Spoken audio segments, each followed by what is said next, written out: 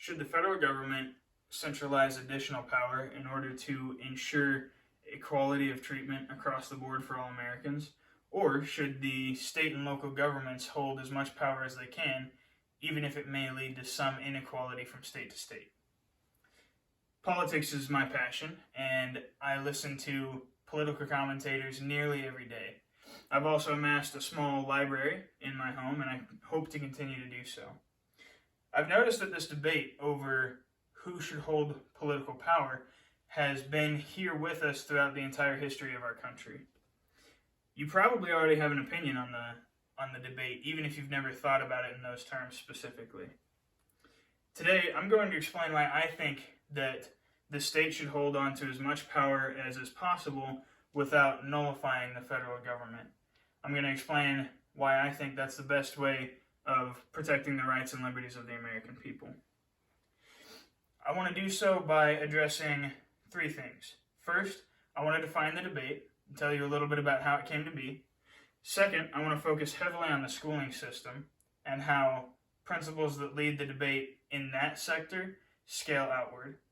And thirdly, I want to focus on explaining the arguments made for smaller government today. I'll begin by briefly defining the debate and telling you a little bit about it. At the founding of the nation, there were two political parties. Both of them wanted their people to be safe, free, and they wanted their families to have the same thing. We want those same three things today.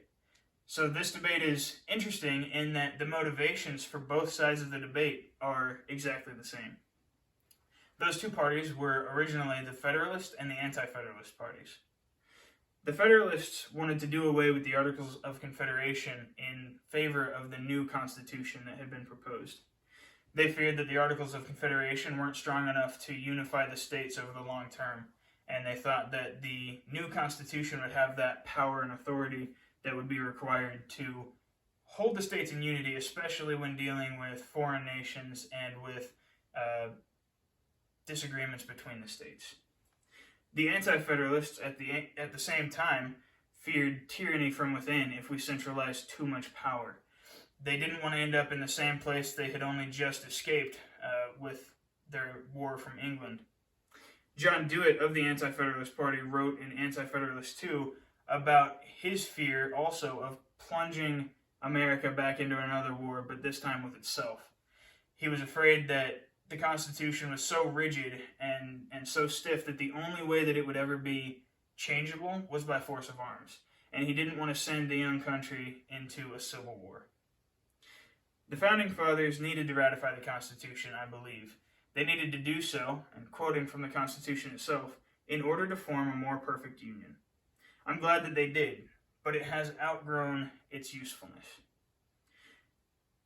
As an example of its overgrowth, let me look at the schooling system a little bit more zoomed in, and let's look at how the federal government has failed to lift up our students in the American schooling system. We all want our kids to have a good education. Some people argue that the best way for that to happen is for the federal government to be so involved that we can, from the top down, ensure an equal schooling experience across the board for all of America's youth. That's true that the federal government would be required to, from the top down, ensure a totally equal schooling experience across the board, but it assumes the premise that what we want is a totally equal schooling experience. I would contend that some people in California may need to teach their kids differently than some people in rural Kentucky. I think that students learn in a lot of very unique ways, and there are a lot of factors that go into it, but a big part of what changes how they learn is what they see around them, where they're growing up, what their life experiences are. And I think that a well-customized experience made by people in the area is going to do a better job at helping those students to understand the principles that they need to learn to be successful than a blanket policy coming from the top down at the federal level. I think that the federal government has overgrown its usefulness and overreached in the schooling system. According to the Pew Research Center, 15-year-olds in the United States rank 24 in science and reading, and they fall all the way to 39 in mathematics across the world stage. So clearly the No Child Left Behind and the Every Child Succeeds Acts have both failed.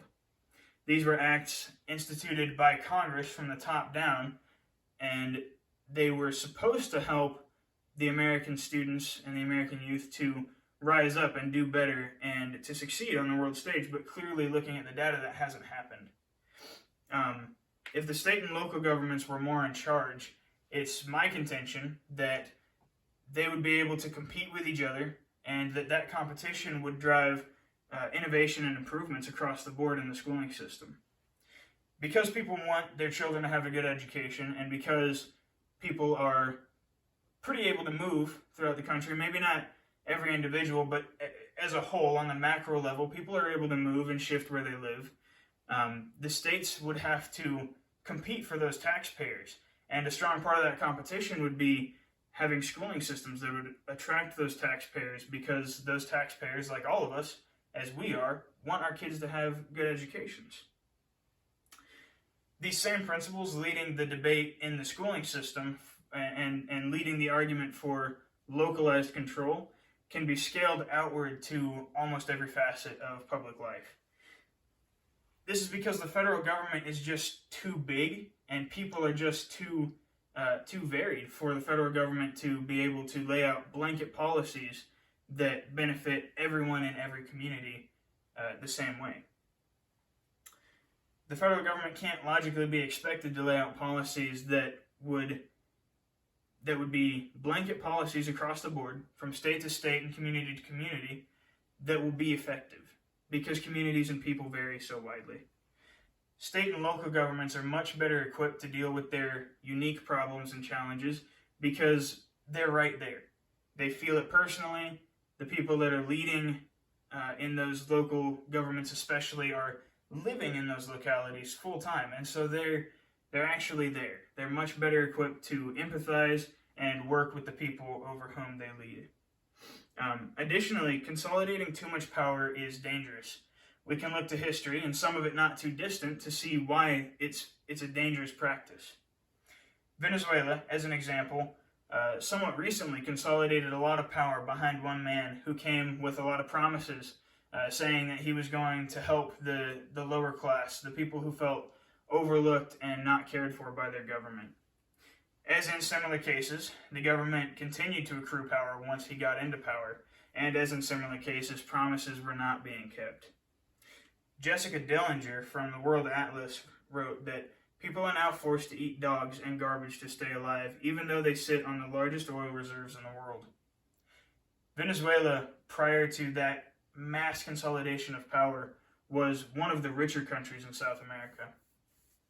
Because of that consolidation of power and the tyranny that rose from within, as the anti-federalists feared, the people have been driven into desperate poverty. As in other regimes, like the Mao regime in China, the Stalin regime, and Hitler's regime, dissenters and protesters have been violently silenced. In conclusion, we've addressed what the debate is. We've focused on very closely the schooling system and how that schooling system then scales outward because the federal government's just too large. And we've discussed some of the arguments made today for keeping the federal government smaller.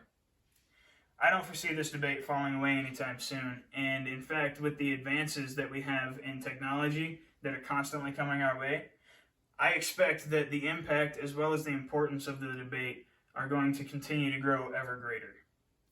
The federal government is not only incapable of laying out policies to benefit all of the American people, they also can't be trusted to hold that much power. We've seen it through history, and we've seen it in just our recent past with our neighbors to the south. To give over too much power would be to put our freedoms and liberties at stake. The outcomes of this debate have impacts on nearly every facet of our public lives, and if we're not careful, the consequences of making the wrong decision could be dire. I do think that it's possible that the people to whom power is first given when we can start to consolidate power may be in it to help people out. The first people who come to power may actually use that power to benefit the people who put them there.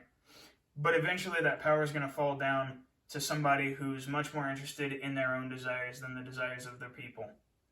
That government will rule in tyranny. Thank you.